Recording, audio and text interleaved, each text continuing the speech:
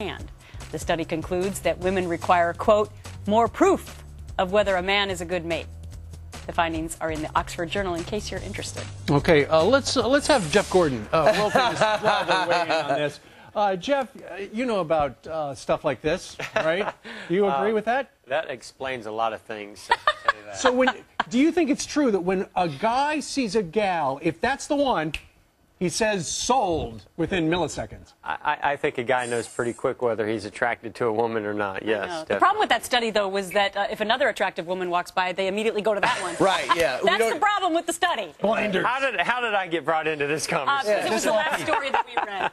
Let's move on to something else that you might want to talk about then, which is ball caps and whether or not they're appropriate to wear in the Oval Office. I think we have a picture of a meeting that was taking place. I heard about this. And there's some ball caps. Well, what do you think? Of course, you know, NASCAR racing ball caps and sponsors are everywhere. So I think it depends on you know, how the cabinet is set up and whether or not, you know, they want to have that kind of a relaxed atmosphere in there. I think it's kind of cool.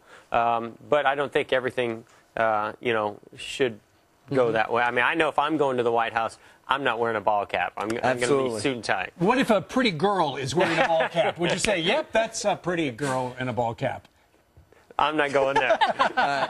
Where he is going, those are races. Right. Hey, Jeff, last week, top 5 finish. You got to be happy with that. You don't think it was your best race, but what about this week? No, it was a decent run. We've had some great runs this year, and we're heading to the road course out in Sonoma, so a great track for us. So I'm excited about this weekend. And let's talk about what brings you here today. Yeah, the Pepsi Refresh project. Pepsi's given away more than $20 million this year in the U.S. to fund ideas to move communities, hopefully things that are going to move the world, and it's really phenomenal what they're doing, and they're giving me a platform to give my own personal idea, which through the Jeff Gordon Foundation, the Jeff Gordon Children's Hospital, we're going to try to start up a new child life program that supports and aids children who have been physically or sexually abused. Because one out of every 3 girls, 1 out of every 5 boys are sexually or physically abused. That is a horrible statistic. Yeah. I mean, we can't tell you every day we're doing news stories on those types of stories, but 1 in 3 girls. Yeah, it's a terrible, you know, statistic, but it is true.